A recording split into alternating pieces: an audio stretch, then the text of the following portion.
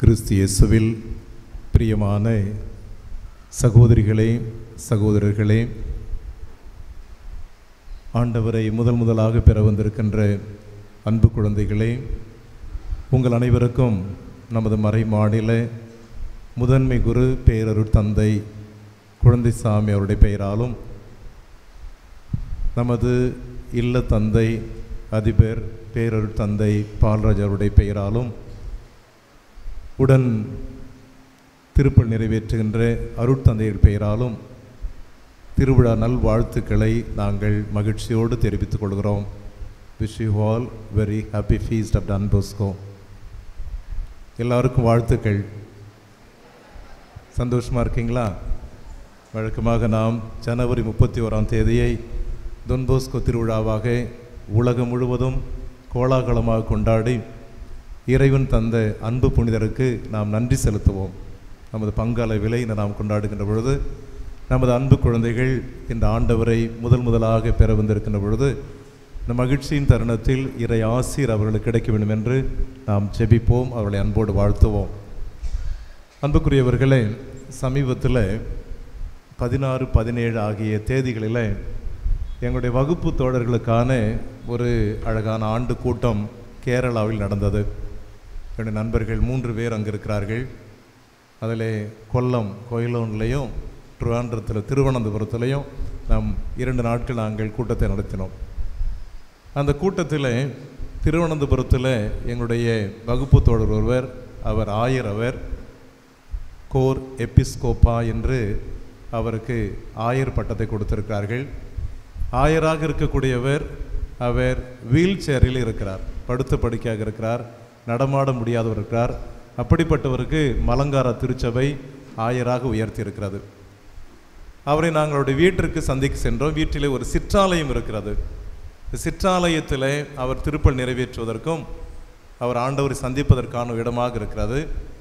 அவரோடு சேர்ந்து நாங்கள் திருப்பலியை நடத்துவதற்கு சென்ற பொழுது அவருடைய வாழ்க்கையை பற்றி ஒரு சின்ன ஒரு அறிமுக உரையை கொடுத்தார். ஏறக்குறைய 30 ஆண்டுகளாக நாங்கள் வகுப்பு தோழர்கள் அவரை சந்திக்கவே இல்லை. 30வது வருடத்தில் அவரை சந்திக்கிறோம். 30 ஆண்டுகள் நடந்த அழகான காரியங்களை அவர் எங்களுக்கு ஒரு 5 நிமிடங்கள் தெளிவுபடுத்துகின்ற பொழுது அவருடைய வாழ்க்கையில் கடவுள் செய்த மேலான காரியத்தை கண்டுபிடிக்க முடிந்தது. அவர் சொன்னார், நான் பெங்களூரில் உங்களோடு படிக்கின்ற பொழுது மிகவும் புத்திசாலியான ஒரு குருமடம் ஆனும் கிடையாது, ஆவரேஜ் ஸ்டூடெண்ட் நான். ஆனால் நான் குருவாக திருநிலைப்படுத்தப்பட்ட 3வது ஆண்டிலேயே என்னுடைய ஆயர் அவர்கள் என்னை ரோமாபுரிக்கு வத்திக்கானில் மேற்படிப்புக்காக அனுப்பினார். அங்கு நான் முதுகலை பட்டம் பெற்றேன், முனைவர் பட்டமும் பெற்றேன். உடனடியாக வத்திக்கானில் இருக்கின்ற டைகாஸ்ட்ரி அல்லது ஆணையத்திலே, கீழை திருச்சபைக்கான ஆணையத்திலே என்னை பணிக்காக அழைத்தார்கள். என்னுடைய பேராயர் வழியாக எனக்கு அழைத்தார்கள். உடனடியாக என்னை படிப்பு முடித்த உடனே நான் வத்திக்கானில் இருக்கிற டைகாஸ்ட்ரியில் பணியாற்றுவதற்காக சென்றேன். ஏறக்குறைய மிக உயர்ந்த ஒரு பொறுப்பு. நம்முடைய கத்தோலிக்க திருச்சபையில் மிக உயர் பதவி வைக்க வேண்டுமானால் அங்கு ரோமையில் வத்திக்கானில் திருத்தந்தையின் கீழ் இயங்குகின்ற அந்த ஆணையத்தில் பணியாற்றுவது என்பது மிகப்பெரிய ஒரு பொறுப்பு. எனவே சாதாரணமான என்னை, அதிக புத்திசாலியாக இல்லாத என்னை கடவுள் அங்கு படிக்க வைத்து அங்கே பணியாற்றுவதற்கு பணி நியமனம் கொடுத்தார். நான் அங்கு டைகாஸ்ட்ரியில் எப்படிப்பட்ட உடையெல்லாம் உடுத்துவார்களோ, ராஜ உடை போல உடுத்தி கொண்டு கையில் சூட்கேஸ் எடுத்துக்கொண்டு அங்கு பணியாற்றி கொண்டிருந்தேன்.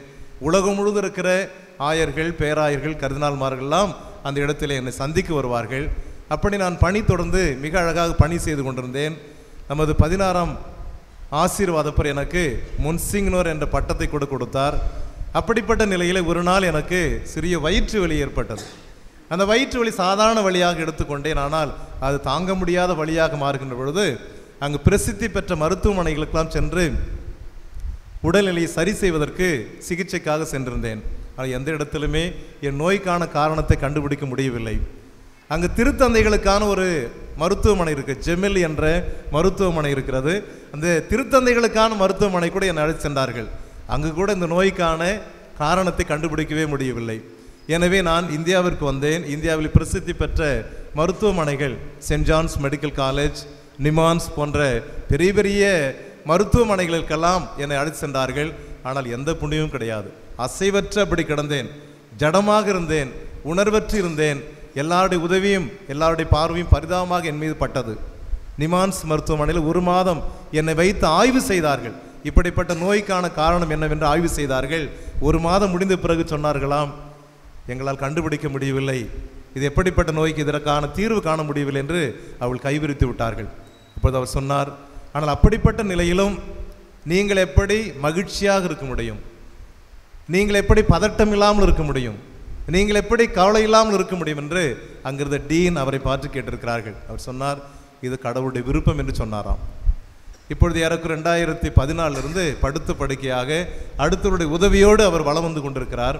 அவர் சொன்னார் மிக அழகான வார்த்தைகள், இந்த சிற்றாலயம், இங்கிருக்கின்ற நற்கருணை ஆண்டவர், இவர் மட்டும்தான் என்னுடைய ஒரே பிடிமானம் என்று சொல்றார். The Eucharistic Lord is my only holding என்று சொன்னார்.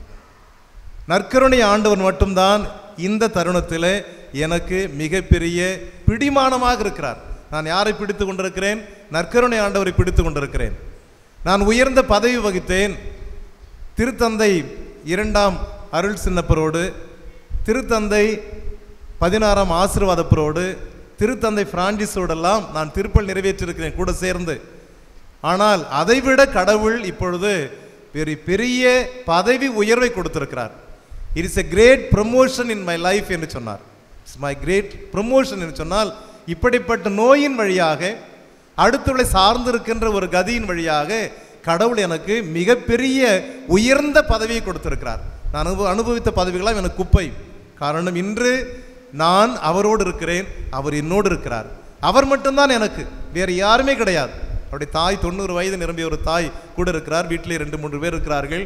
உதவியாளர் இருக்கிறார். இரவும் பகலும் 24 மணி நேரமும் ஒரு கூடவே இருந்து உதவி செய்ய வேண்டும். அப்படிப்பட்ட நிலையில் அவர் மகிழ்ச்சியோடு இருக்கிறார். காரணம், நான் ஆண்டவரை பற்றி கொண்டிருக்கிறேன். நற்கருணையில் ஆண்டவர் இருப்பதை நான் உணர்கிறேன். அது எனக்கு மிகப்பெரிய ஆறுதலாகவும் ஆற்றலாகவும் சக்தியாகவும் இருக்குன்னு சொன்னார். அந்த வீடு கட்டி 2 வருஷம் இருக்கும். எனவே நாங்கள் சென்ற பொழுதுதான் முதலாக நற்கருணை பேழையை நிறுவி நற்கருணை ஆண்டவர் திருப்பலிக்கு பிறகு நாங்கள் அங்கே அரங்கேற்றம் செய்தோம். அவர் சொன்னார், இந்த நாள் என்னுடைய வாழ்க்கையில் மறக்க முடியாத நாள். என்னுடைய வீட்டில் நற்கருணை பேழையை வைத்து நற்கருணை ஆண்டவர் வைத்திருக்கிறீர்கள். என்னுடைய அம்மா 90 வயது நிரம்பியவர். அவருக்கு பிடித்தமான பக்தி முயற்சி. அவர் ஆண்டவரோடு உட்காருவார். நானும் எந்நேரமும் ஆண்டவரோடு வாழ்வதற்கு, நற்கருணை ஆண்டவர் தரிசிப்பதற்கு நீங்கள் வாய்ப்பு கொடுத்திருக்கீர்கள் என்று சொல்லி வகுப்பு தோழலை பற்றி சொன்னார். அன்புக்குரியவர்களே, அருமையான குழந்தைகள் இன்று ஆண்டவரை முதல் முறையாக பெற வந்திருக்கிறார்கள். நாம் அவர்களுக்காக வாழ்த்துகிறோம், ஜெபிக்கிறோம். இன்று நாம் வாசிக்க கேட்ட 3 இறை வழிபாட்டு வாசகங்களும் இரத்தத்தினால் உடன்படிக்கை நிறைவேறுவதை சொல்கிறது. த கவனன்டல் ரிலேஷன்ஷிப். முதல் வாசகமும் 2வது வாசகம் 3 வாசகங்களும் கூட இந்த உடன்படிக்கையை தெளிவுபடுத்துகிறது. உடன்படிக்கை, நானும் அவரும், நாங்களும் அவரும் இருக்கின்ற நிலைப்பாடுதான் உடன்படிக்கை. இஸ்ராயல் மக்களுடைய வரலாறு முழுவதுமே கடவுள் உடன்படிக்கையின் கடவுளாக தன்னை தெளிவுபடுத்துவார். நீங்கள் தொடக்க நூலில் படிச்சீங்கன்னா அந்த உடன்படிக்கை பல்வேறு கட்டங்கள் நிறைவேறுவதை பார்க்கலாம். அது நோவாவோடு ஏற்பட்ட உடன்படிக்கை, ஆபிரகாமோடு ஆண்டவர் கொண்டாடிய உடன்படிக்கை, யாக்கோபோடு கொண்டாடிய உடன்படிக்கை, யோசேப்பை தேர்வு செய்து கொண்ட உடன்படிக்கை. எல்லா நிலையிலும் ஆண்டவர் உடன்படிக்கையின் கடவுளாக வலம் வருவார். அதே மோயிசின் வழியாக விடுதலை பயணத்தை தொடங்குகின்ற கடவுள், இவர்கள் என்னுடைய பிள்ளைகள், நான் அவருடைய தந்தையாக இருக்கேன் சொல்லி உடன்படிக்கை நிறைவேற்றுவார். அந்த உடன்படிக்கையின் தொடர்ச்சியாக இன்று வாசிக்க கேட்ட முதல் வாசகத்தில் மோசே என்ன செய்கிறார்? அங்கு காளைகளையும் செம்மறிகளையும் பலியிடுகிறார்கள். அந்த இரத்தத்தை எடுத்து வந்து பீடத்தின் மீது முதல் முறையாக தெளிக்கிறார். பீடத்தின் மீது தெளிக்கிறார் இரத்தத்தை கொண்டு வந்து. அவள் என்ன சொல்கிறார்கள்? நாங்கள் ஆண்டவருடைய வார்த்தையை செயல்படுத்துவோம் என்று சொல்கிறார்கள். இது அவர் தெளிச்ச உடனே சொன்ன வார்த்தை. நாங்கள் ஆண்டவர் எங்களுக்கு கொடுத்த கட்டளைகளை, நியமங்களை, இறை வார்த்தைகளை நாங்கள் செயல்படுத்துவோம். நாங்கள் கேட்டுட்டு போகிற மக்களாக இருக்க மாட்டோம், நாங்கள் செயல்படுகின்ற மக்களாக இருப்போம் என்று எல்லாரும் சேர்ந்து இஸ்ராயல் மக்கள் அங்கு கூக்குரல் இடுகின்ற பொழுது என்ன செய்கிறார்? அதே ரத்தத்தை எடுத்து அவர்கள் மீது தெளிக்கிறார். அங்கு உடன்படிக்கை நிறைவேறுகிறது. பீடம் என்பது கடவுளுடைய அன்பு பிரசன்னம். இந்த பீடத்தின் மீது நீங்கள் வாக்குறுதி கொடுக்கிறீர்கள், நாங்கள் கடவுளுடைய பிள்ளைகளாக இருப்போம், கடவுளுடைய வார்த்தையை கடைபிடிப்போம், செயல்படுத்துவோம், நாங்கள் கீழ்ப்படிவோம் என்று சொல்கின்ற பொழுது அங்கு அவர்கள் மீது ரத்தம் தெளிக்கப்பட்டு உடன்படிக்கை நிறைவு பெறுகிறது. அதைத்தான் எபிரேயருக்கு எழுதப்பட்ட நூலிலே 2வது வசனம் மிக அழகாக அருமையான பிள்ளை வாசித்த பொழுது, ஆண்டவர் தலைமை குருவாக இருந்து இதுவரைக்கும் காளைகளையும் செம்மறிகளையும் விலங்குகளையும் அவர்கள் அடித்து இரத்தத்தை பூசி உடன்படிக்கை நிறைவேற்றினார்கள். இன்று எபிரேயருக்கு எழுதப்பட்ட கடிதத்தின் வழியாக அழகான வார்த்தைகளை கேட்டோம். கடவுள் தலைமை குருவாக இருந்து இங்கு ஆடுகள் அல்ல, மாடுகள் அல்ல, விலங்குகள் அல்ல, புறாக்கள் அல்ல, என்னுடைய இரத்தத்தின் வழியாக ஒரே ஒரு முறை நான் இரத்தத்தை தெளித்து உடன்படிக்கை நிறைவு செய்கிறேன் என்று சொல்கிறார். அதையும் நற்செய்தி வழியாக அந்த ஈக்குரிஸ்டிக் எபிசோடு என்று சொல்லப்படுகிற பகுதியில் மிக அழகாக ஆண்டவர் சொல்கிறார். எல்லாவற்றையும் வழக்கமாக அவர்கள் பாஸ்கா ஆட்டை கொண்டு வருகிறார்கள், புளியாத அப்பத்தை கொண்டு வருகிறார்கள். பாஸ்கா விருந்து வழக்கமாக நடந்து கொண்டே இருக்கிறது. ஒவ்வொரு ஆண்டும் ஒவ்வொரு யூதனும் அந்த பாஸ்கா நிகழ்விலை பொழுது அவன் கொண்டாடுகிறான். அந்த பழைய ஏற்பாட்டு பாஸ்கா நினைவு கூறுகிறான். இஸ்ராயல் மக்களுடைய கடத்தல் விழாவை நினைவு கூறுகிறான். அங்கு விடுதலை பயண 12ஆம் அதிகாரத்தில் அங்கு ஒவ்வொரு வீட்டிலும் ஒரு ஆடு, மாசு மறுவற்ற ஒற்றை வயதுடைய ஆடு அடிக்கப்பட்டு அந்த நிலைக்கு ஆளுகளில் ரத்தம் பூசப்பட்டு இந்த வீடு கடவுளுடைய வீடு, இந்த வீடு இஸ்ராயல் மக்களுடைய வீடு என்று சொல்லப்பட்ட நிலையிலே அதை ஒவ்வொரு ஆண்டும் புதுப்பித்து கொண்டே இருந்தார்கள். இயேசு ஆண்டவர் என்ன செய்தார்? புதுப்பித்தல் நிகழ்விலே கொண்டாட்டத்தில் என்ன செய்கிற, இது என்னுடைய ரத்தம், பலருக்காக சிந்தப்படும் ரத்தம், இது உடன்படிக்கையின் ரத்தம் என்று சொல்லி தன்னுடைய ரத்தத்தை உடன்படிக்கையின் ரத்தமாக தன்னுடைய சீடர்களுக்கு கொடுக்கிறார். அருமையானவர்களே, தன்னுடைய ரத்தத்தின் வழியாக ஆண்டவர் இந்த உடன்படிக்கை நிறைவு செய்வதை நாம் பார்க்கிறோம். ஏதோ விருந்து கொண்டாடி விட்டு ஓடிவிடவில்லை. அவர் ஒலிவ மரத்துக்கு செல்வார், துன்புறுவார், பாடுகளை அனுபவிப்பார், ரத்தம் சிந்தி உடன்படிக்கை நிறைவு செய்கிறார். அதைத்தான் ஒவ்வொரு நாளும் நாம் கல்வாரி பலியின் வழியாக கொண்டாடி கொண்டே இருக்கிறோம். இது சடங்கு அல்ல, சம்பிரதாயம் அல்ல, வழக்கம் அல்ல, வாடிக்கை அல்ல, ஆண்டவர் கொடுத்த உடன்படிக்கையின் புதுப்பித்தல். ஒவ்வொரு முறையும் இங்கு வருகின்ற பொழுது ஆண்டவர் என்னோடு செய்து கொண்டிருக்கிற உடன்படிக்கை நான் புதுப்பித்துக் கொள்கின்ற பொழுது நான் கடவுளுடைய மகனாக, கடவுளுடைய மகளாக வாழ முடியும். அருமையான பிள்ளைகள் பல்வேறு நிலையிலே தயாரிப்பு செய்து ஆண்டவரை பெற வந்திருக்கிறார்கள். சந்தோஷமா இருக்கீங்களா? Are you happy? டயர்டா இருக்கா? மேக்கப் போடுறதுல சந்தோஷமா இல்லையா?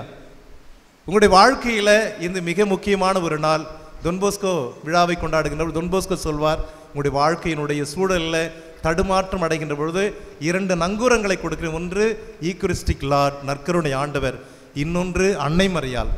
அன்னை மரியாளும் நற்கருணை ஆண்டவர் தான் உங்களுடைய வாழ்க்கையில் 2 நங்கூரங்களாக இருக்க முடியும் என்று சொல்லி தொன்போஸ்கோ நமக்கு சொல்லிக் கொடுப்பார். உங்களுடைய வாழ்க்கையில் நானுடைய வகுப்பு தோழனை பற்றி சொன்னது பொழுது எல்லாவர் நிலையிலும் ஆண்டவர் இயேசு கிறிஸ்துவை நீங்கள் பிடித்து கொள்ள வேண்டும், பிடிமானமாக கொண்டிருக்க வேண்டும். அவர் தான் ஹோல்டிங். நிறைய ஹோல்டிங் உண்டு. நிறைய பேர் நம்ம பிடிச்சிருக்கலாம், நிறைய பேர் நமக்கு விருப்பமானவர்களாக இருக்கலாம், நிறைய பேர் நமக்கு துணையாளர்களாக வரலாம். ஆனால் இவர்களெல்லாம் கழண்டு போகின்ற பொழுது கடைசி வரைக்கும் நமக்கு உறுதியாக இருக்கக்கூடியது நற்கருணை ஆண்டவர் மட்டும்தான். கார்லோ அக்யூஸ் தெரியுமா உங்களுக்கு? கார்லோ அக்யூத்திஸ் யாருக்கா தெரியுமா? இந்த 19 பேரில் டு யூ வாட்ஸ்அப்லாம் பார்ப்பீங்களா? பார்க்க மாட்டீங்களா? கெட்ட பழக்கமா? வாட்ஸ்அப் பார்க்கவே மாட்டீங்களா? யூடியூப் பார்க்க மாட்டீங்க? கூகுள் சர்ச் பண்ண மாட்டீங்க? நான் இங்கே ஒன்றும் தப்பெல்லாம் சொல்லலை. நிறைய பேர் செய்ய மாட்டேன்னு சொல்கிறேன், பொய்யெல்லாம் சொல்லக்கூடாது. நன்மை வாங்க போகிறீங்கல்ல, நீங்கள் இன்றைக்கி போயிட்டு இன்றைக்கி நாள் டைம் கிடைக்கும், கார்லோ அக்யூத்திஸ் என்ற அந்த பேரை டைப் படிங்க. கார்லோ அக்யூத்திஸ். இந்த புதிய 1000வது ஆண்டில் கடவுள் நமக்கு கொடுத்த மில்லனியம் செயின்ட் அவர், இன்டர்நெட் செயின்ட் அவர், யூக்கரிஸ்டிக் செயின்ட் அவர். அவர் இறந்து 15 வயசில் 11 வயசில் லுக்கிமேயா ரத்த புற்றுநோய் வந்துச்சு. அவர் படுத்த படுக்கையா 4 வருஷம் இருந்தார். 187 யூக்கரிஸ்டிக் மிராக்கிள்ஸ் உலகத்தில் எங்கெல்லாம் நற்கருணை ஆண்டவர் வெறும் அப்பத்திலையும் ரசத்திலையும் அவர் ஓடிடல, உயிரோடு இருக்கிறாரு, சதையாக இருக்கிறாரு, ரத்தமாக இருக்கிறான்னு சொல்லி அவர் உலகம் முழுவதும் வெளிப்படுத்தியிருக்கிறார்.